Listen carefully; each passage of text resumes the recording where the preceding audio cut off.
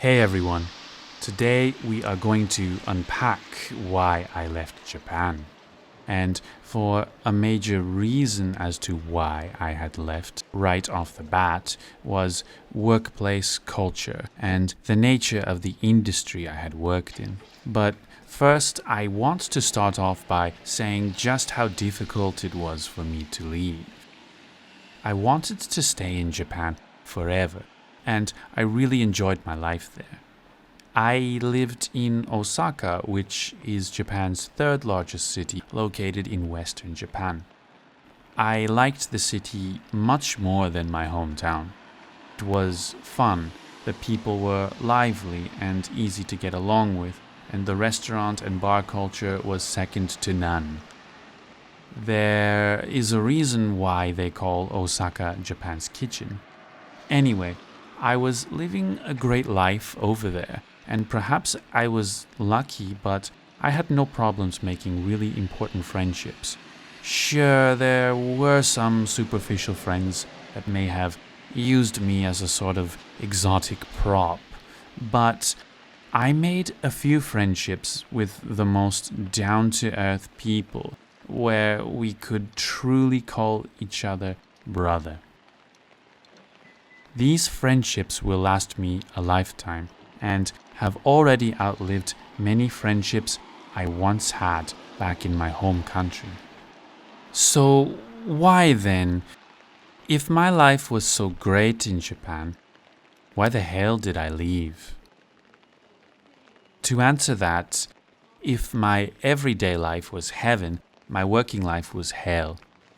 Now, it is important to remember that everyone will have a unique experience, some good, some not so good.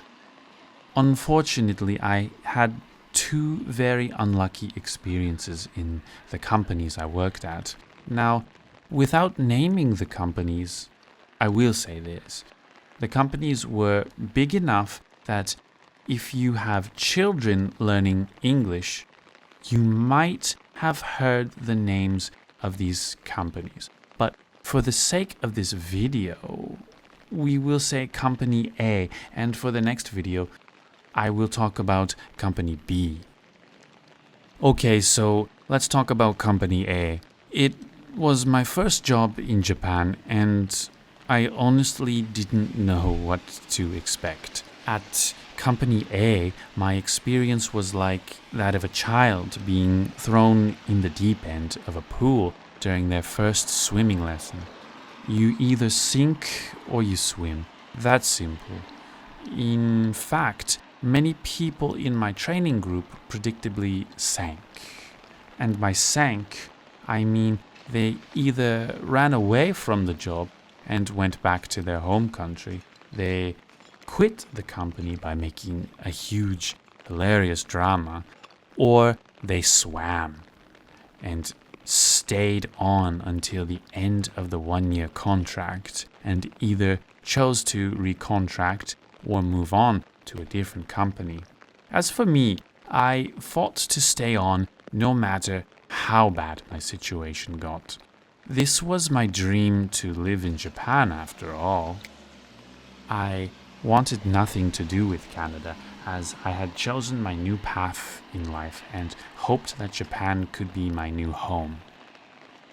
So during the first week at Company A, I was greeted by my new working family, as it is referred to. This family consisted of my Japanese co-workers and my foreign co-worker. They were exceptionally kind to me. I would go as far to say that the manager was too kind, but her demeanor quickly changed to one of hostility. After the first week was completed, my manager would subject me to being shouted at, being sworn at, being told I was stupid. I was even yelled at in front of the students, but oddly, never in front of the parents. My favorite comment my manager said to me was, "Do you have a hole in your head where your brain is?" It was outright bullying and harassment. I initially was unaware that this was a thing in Japan, And I felt like maybe there was something wrong with how I was working. So I would always come back every day trying to go without making any mistakes. I felt isolated and believed that I was the only one who was facing the wrath of the manager. That is, until a new foreign coworker arrived. After I had worked there for a month, a new guy joined our branch school. Well, the manager soon took her sights away from me, and he became the new target of abuse.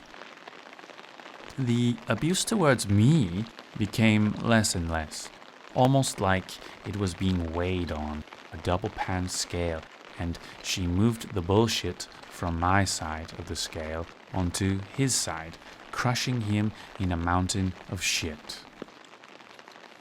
She said some really awful things to him and would always talk about the new foreign teacher behind his back. This moment really opened my eyes to what was happening.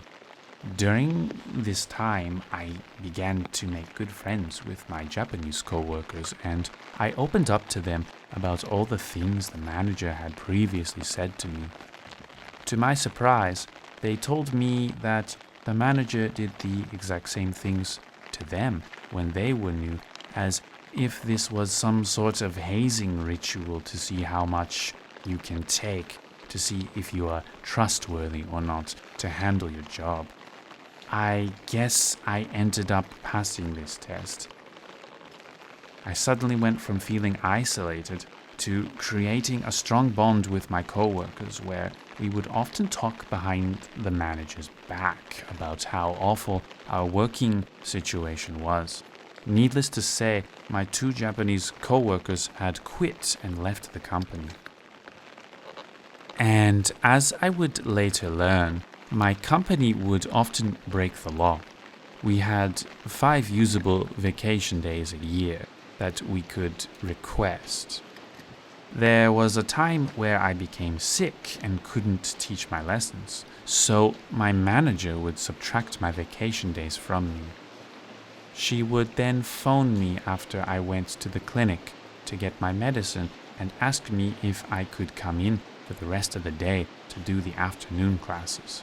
When I inevitably told her I was too unwell to come in, she would tell me that I must come in on my day off for the coming weekend and teach the lessons.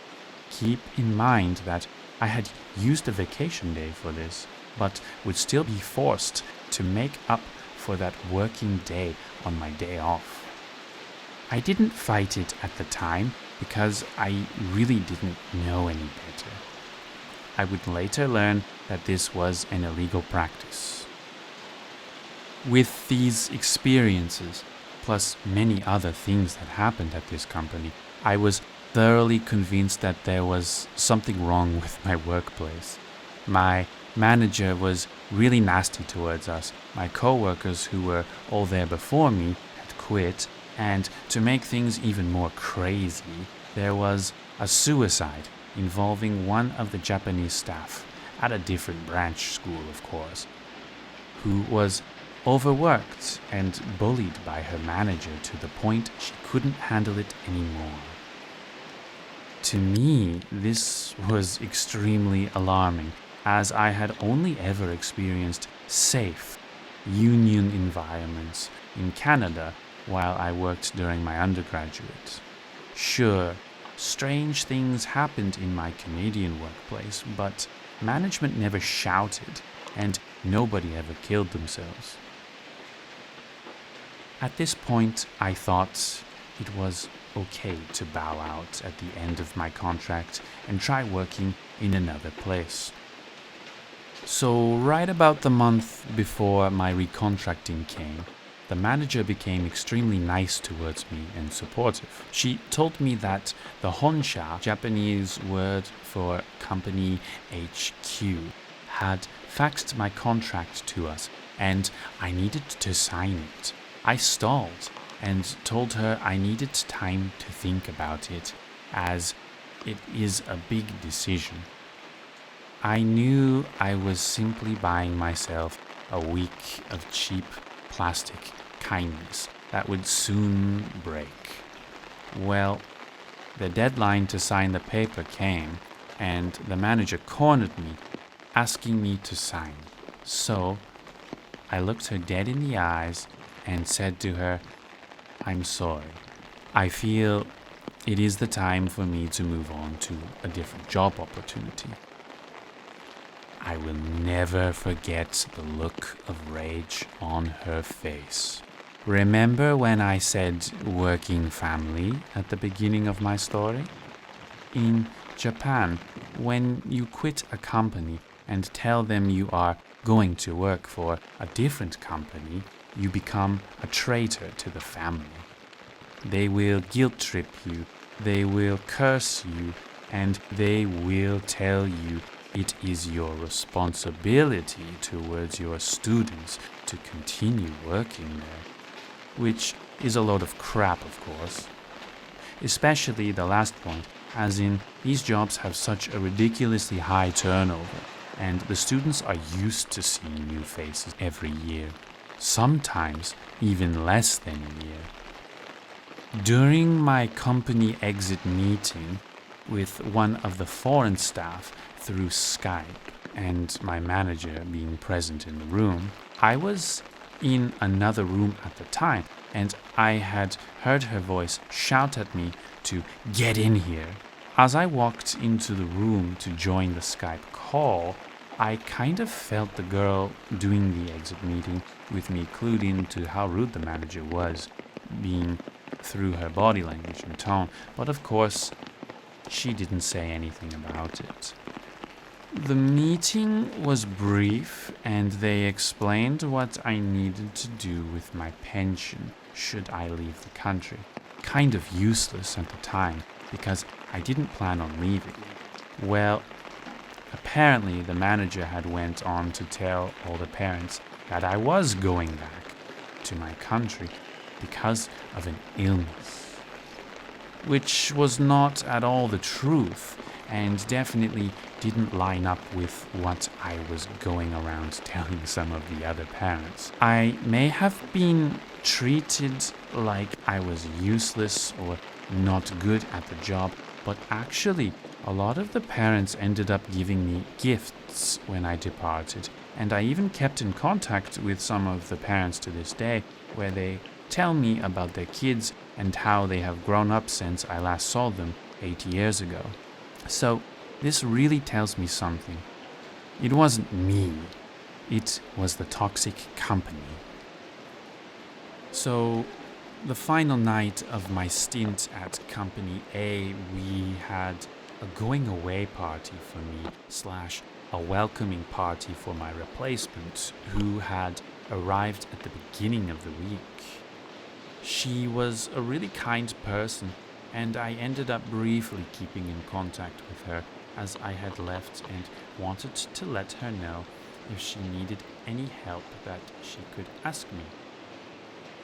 Well, it turns out she only stayed for 2 weeks, and I found out she went back to her country after having had a horrendous time with the manager. I was so glad to have gotten away from that hell.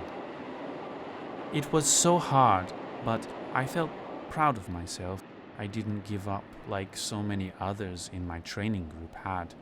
I truly believed this was a one-off, and that I was just unlucky with this company, and that surely the chances of my next place of work that I had lined up would never be as bad as this place. And to my horror, I would learn that I could never be so wrong in my life, for there was a new hell that awaited me.